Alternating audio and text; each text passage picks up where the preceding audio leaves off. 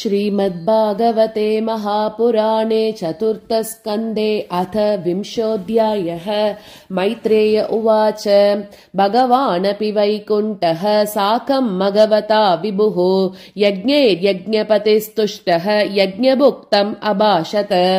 श्रीभगवानुवाच एष ते काचिद्भङ्गम् हयमेधशतस्यः क्षमापयत आत्मानम् अमुष्य क्षन्तुमर्हसि। सुधीयः साधवो लोके नरदेव नरोत्तमाः नाभिद्रुह्यन्ति भूतेभ्यः यर्हिणात्मा कलेवरम्। पुरुषा यदि मुह्यन्ति त्वादृशा देवमायया श्रम एव परम् जातः दीर्घया वृद्धसेवया। अतः कायमिमम् विद्वान् अविद्या कामकर्मभिः आरब्ध इति नैवास्मिन् प्रतिबुद्धोऽनुषज्जते। असंसक्तः शरीरेऽस्मिन् अमुनोत्पादिते गृहे अपत्ये द्रविणे वापि कः कुर्यान्ममताम्बुदः।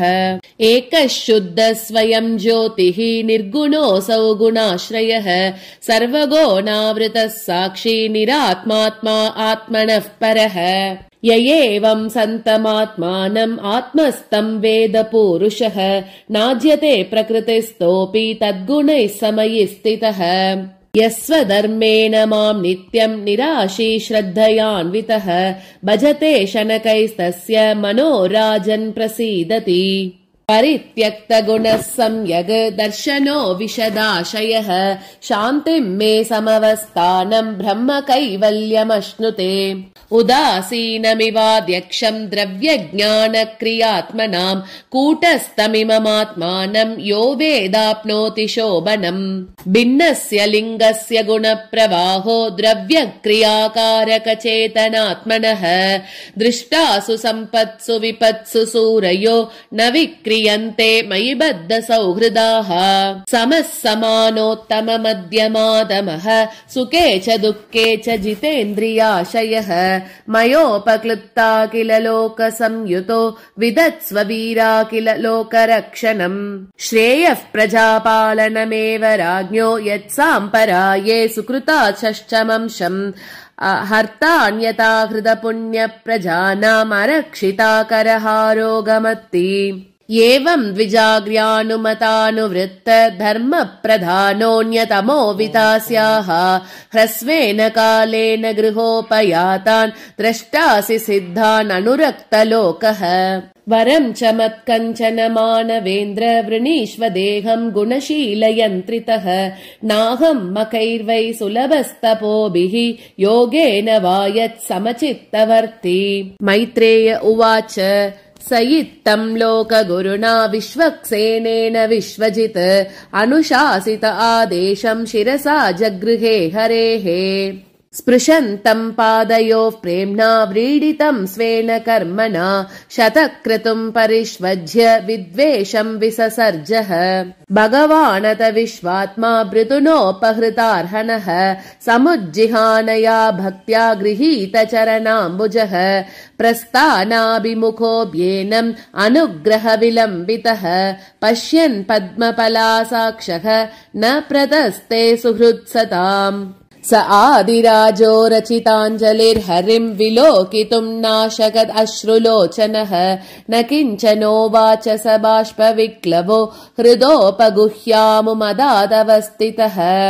अतावमृज्याश्रुकला विलोकयन् अतृप्तदृग्गोचरमाह पूरुषम्।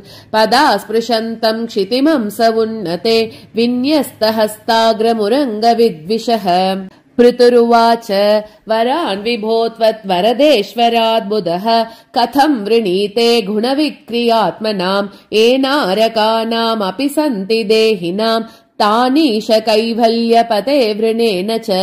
न कामयेनात तदप्यहम् क्वचित् न यत्र युष्मच्चरणाम्बुजासवः। महत्तमान्तर्हृदयान्मुखच्युतो विदत्स्व कर्णायुतमेष मे वरः। स उत्तमश्लोकमहन्मुखच्युतो भवत्पदाम्बोज सुधाकनानिलः। स्मृतिम् पुनर्विस्मृत तत्त्ववर्त्मनाम् कुयोगिनां नो वितरत्यलं वरैः यशः शिवं शुश्रव आर्य संगमे यदृच्छया चोपशृणोति ते सकृत् कथं गुणज्ञो विरमेत् विना पशुं श्रीर्यत्प्रवव्रे गुणसंग्रहेच्छया अतापजेत्वा किल पूरुषोत्तमं गुणालयं पद्मकरेव लालसः अप्यावयोरेकपतिस्पृदो कलिः न स्यात् कृतत्वच्चरणैकतानयोः जगज्जनन्यां जगदीश वैशसं स्यादेव यत्कर्मणि नः समीहितं करोषि फल्गो अपि उरुदीनवत्सलः स्वयेव धिष्ण्येऽभिरतस्य किं तया भजन्त्यतत्त्वामत एव साधवो व्युतस्तमाया गुणविभ्रमोदयम् भवत्पदानुस्मरणादृते सतां निमित्तमन्यद् भगवन्न विद्महे मन्ये गिरं ते जगतां विमोहिनीं वरं वृणीष्वेति भजन्तमात्तयत् वाचानुतन्त्या यदि ते जनोऽसितः कथं पुनः कर्म करोति मोहितः त्वन्माययाद्धा जन ईश खण्डितो यदन्यदाशास्तरुतात्मनो बुधः यथा चरेद्बालहितं पिता स्वयं तथा त्वमेवार्हसि नः समीहितुम् मैत्रेय उवाच इत्यादिराजेन नुतः स विश्वदृक् तमाह राजन् मयि भक्तिरस्तु ते दिष्ट्ये धीर्मयि ते कृता यया मायां मदीयां तरति स्म दुस्त्यजाम् तत्त्वं कुरु मयादिष्टम् अप्रमत्तः प्रजापते मदादेशकरो लोकः सर्वत्राप्नोति शोभनम् मैत्रेय उवाच इति वैन्यस्य राजर्षेः प्रतिनन्द्यार्तवद्वचः पूजितोऽनुगृहीत्वैनं